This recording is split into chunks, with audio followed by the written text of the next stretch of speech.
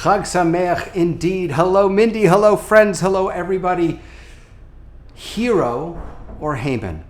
As we approach Purim, that's our question for today on Face to Face.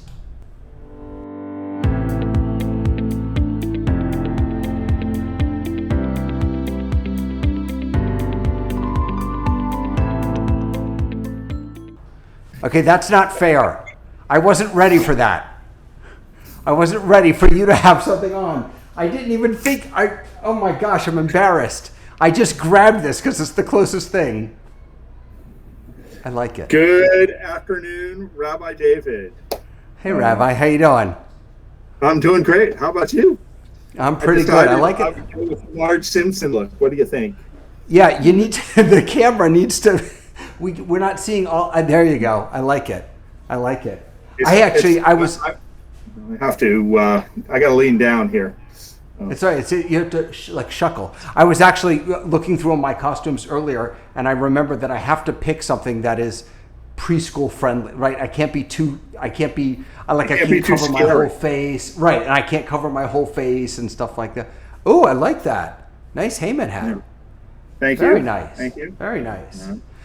So, so by the way, we're going to be keeping a close eye on the time today because both Rabbi Litwak and I have a 1 o'clock call that we have to be on. But the question for today is hero or Haman.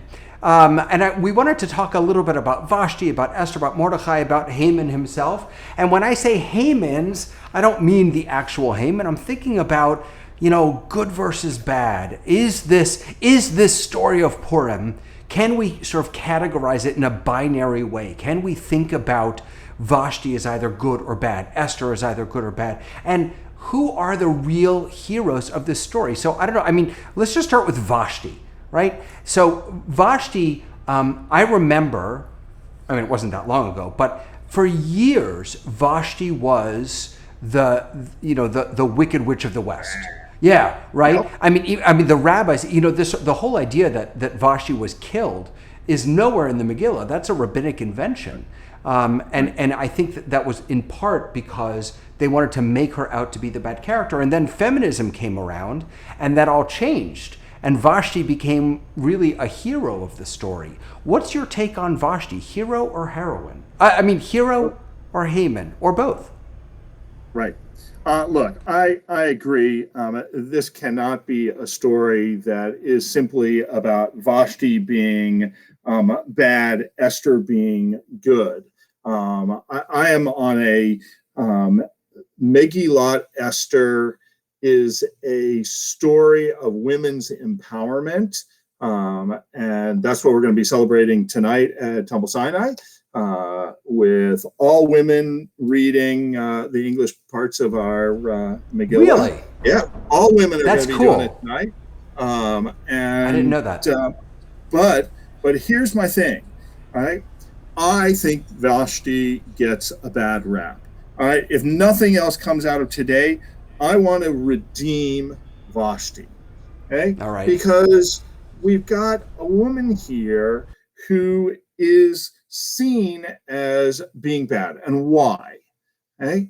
Why? Well, because in the first chapter, Ahasuerus, the king, says, I want you to come and dance for me, wearing your royal diadem, your crown, right? And probably only the royal diadem. Well, that's okay. Yes, right. Of course, because the Targum, the translation, the ancient translation of the Tanakh, says that it was only her crown and nothing else. Okay, and she refuses, and therefore the king banishes her. Now, all right. I don't know about you, all right? You've got 3 daughters. I've got 3 daughters. If some husband said, I'm throwing a party, honey, will you come and dance naked in front of all of my guys? I would want my daughters to refuse too. Right? Yeah, I would want a pound of flesh, and then they can refuse. Okay, fine. Sorry, I'm just. That's right.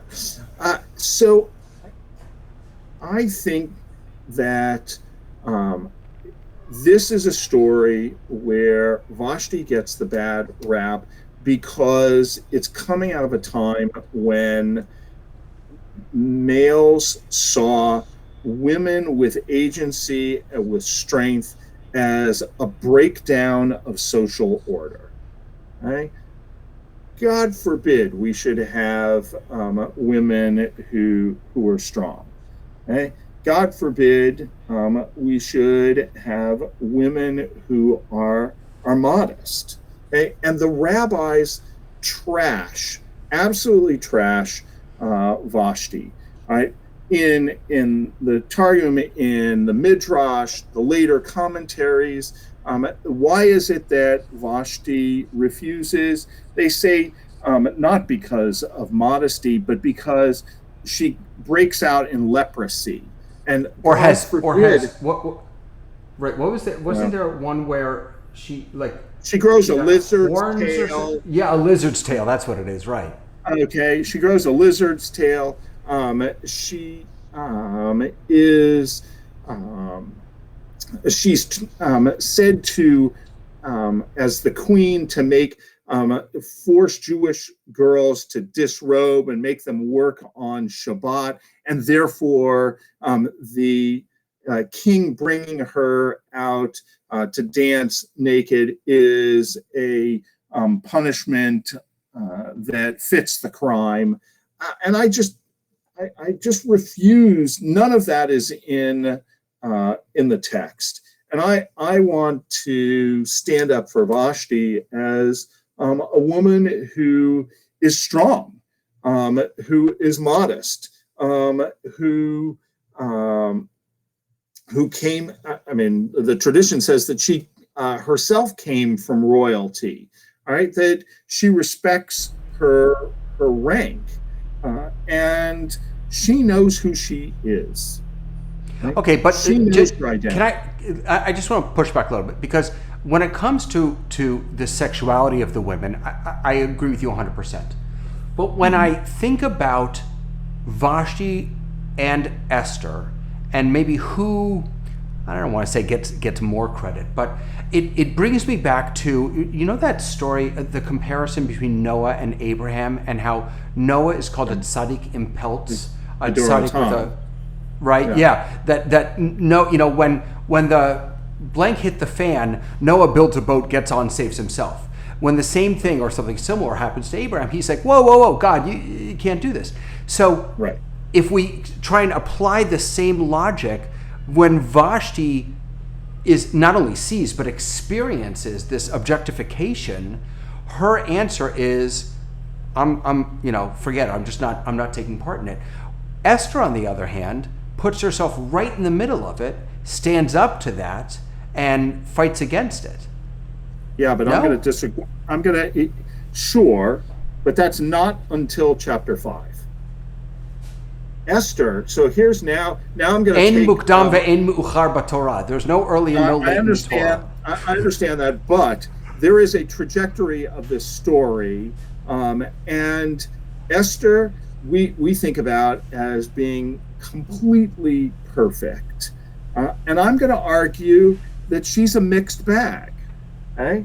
If we read the text carefully, right, particularly at the beginning when she gets introduced, right, she doesn't look quite so positive. Right? She is in fact almost the antithesis of the portrayal of Vashti. Right? Vashti, who is strong, right? Vashti who's beautiful. It's the only thing. Her beauty, Esther's beauty and Vashti's beauty, are the only thing that they have in common at the beginning of the introduction to Esther. All right? Her first description. And what do we learn about Esther? Yes, that she is Mordecai's cousin, right? But what is her description? She is extremely beautiful in face and form, as if that is the only thing that is important. Okay? She is totally docile. Okay? She refuses to acknowledge her identity. And yes, the text says that's because Mordecai told her not to, right? But she goes along with everything that anyone asks her to do until we get to that point where Mordecai tells her, "Hey, you need to stand up." And Okay? by the way, She doesn't. Rabbi, yeah, sorry, I noticed something just the other day. Actually, I was teaching about this, and I noticed that I had always thought that there was some announcement that the king needed a new queen, and that then Mordecai told Esther that she should go try out. That's actually not what happens. She's just No. swept up with all the other women. There's All of the no women, all of the right. virgins of the. There's no conscious decision on her part, certainly, at this point in the Right. story. There's no conscious decision even on Mordecai's part. But there's another piece, too. And one of the things we learn about Esther early on is that she gets adopted. Her parents die.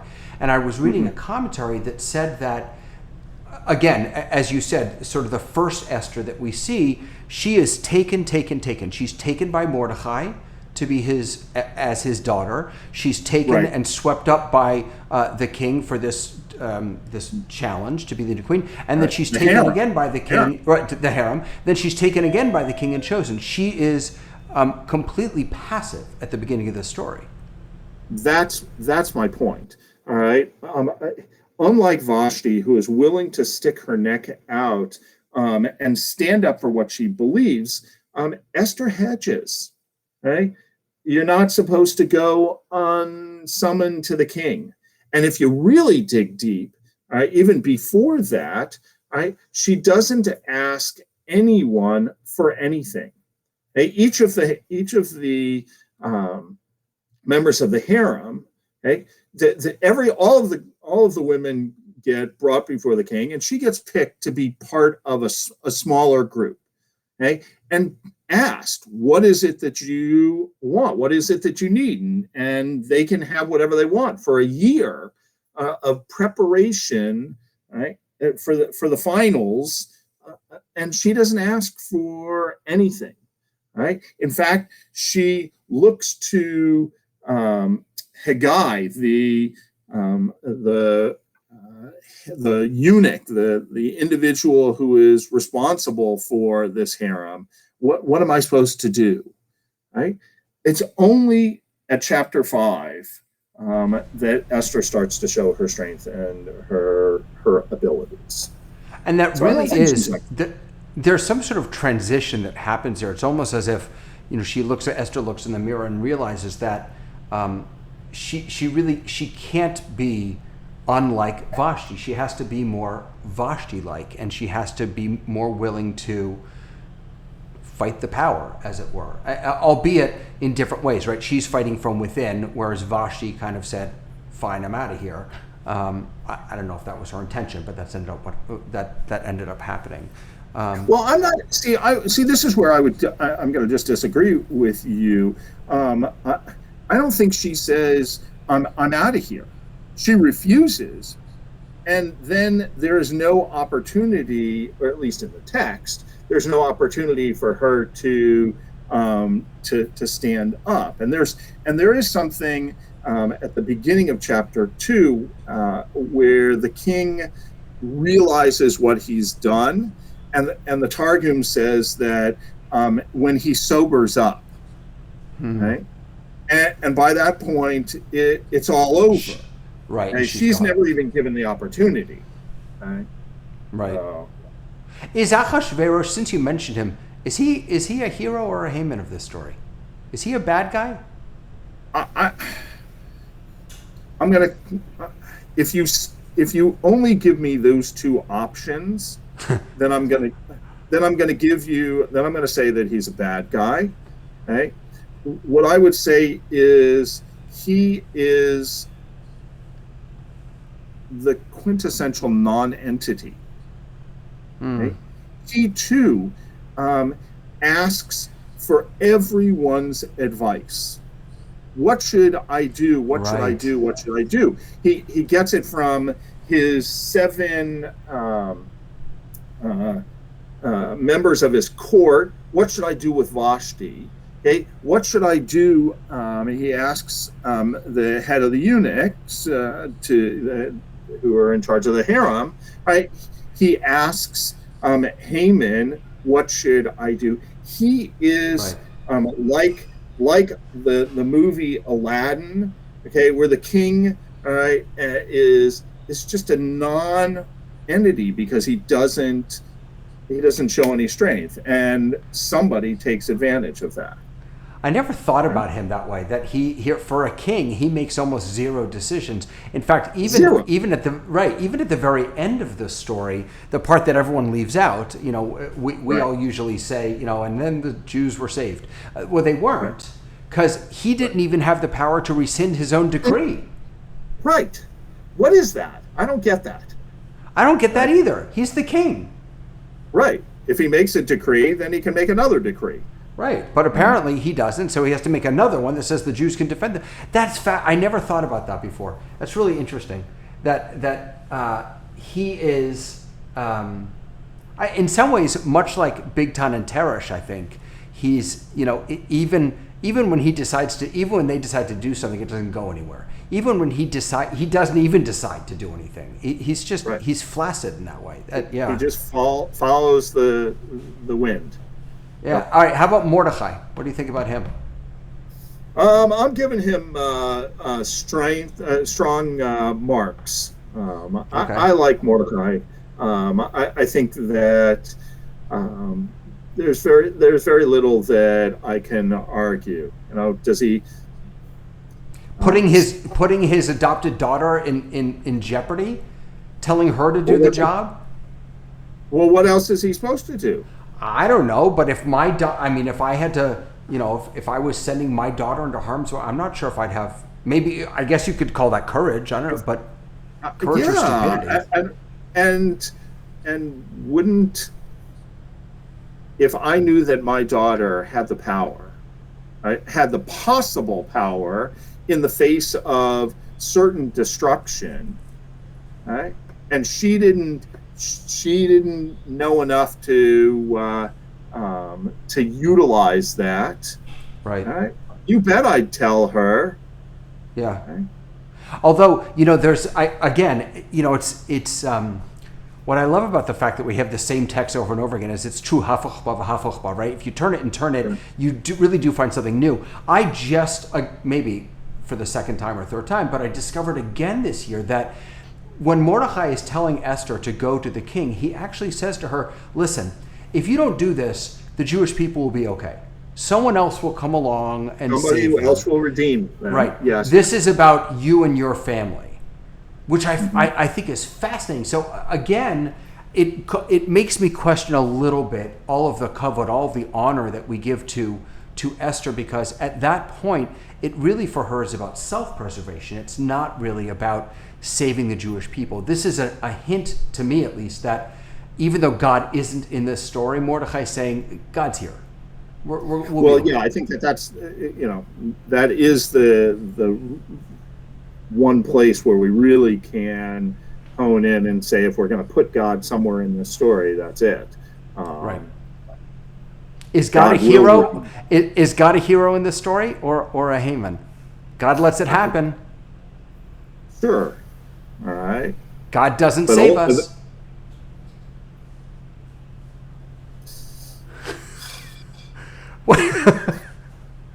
This is a little bit like why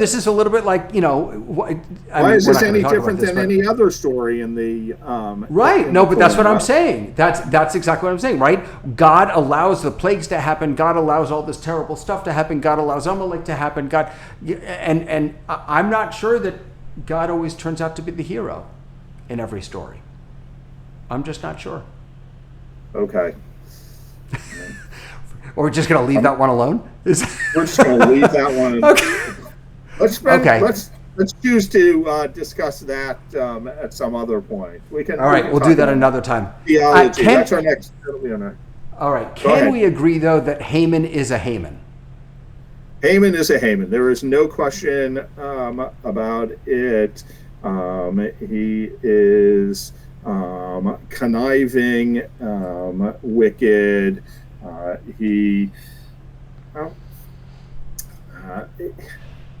And is Haman?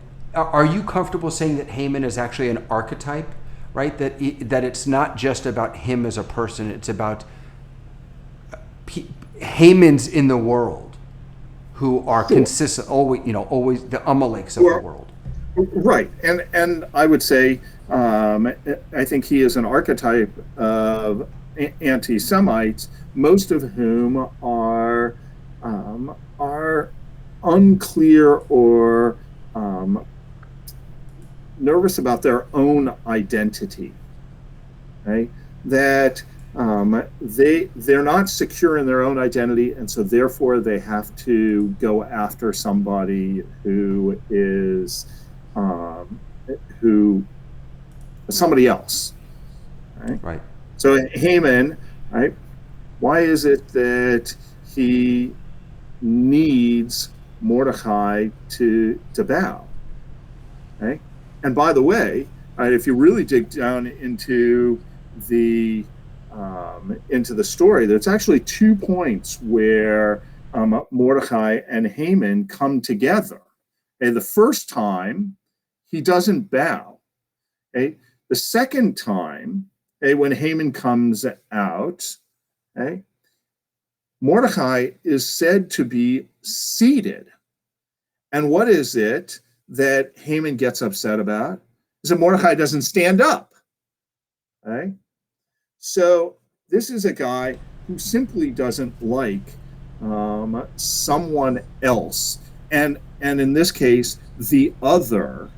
Okay? Because what does he say to the king? He says, there are people who are unlike us, who don't follow our rules. Right? So the other, right, scares him. So I think he is an archetype of all anti-Semites throughout the ages. Yeah. Right? Amen. So I guess that means I should have brought this over before.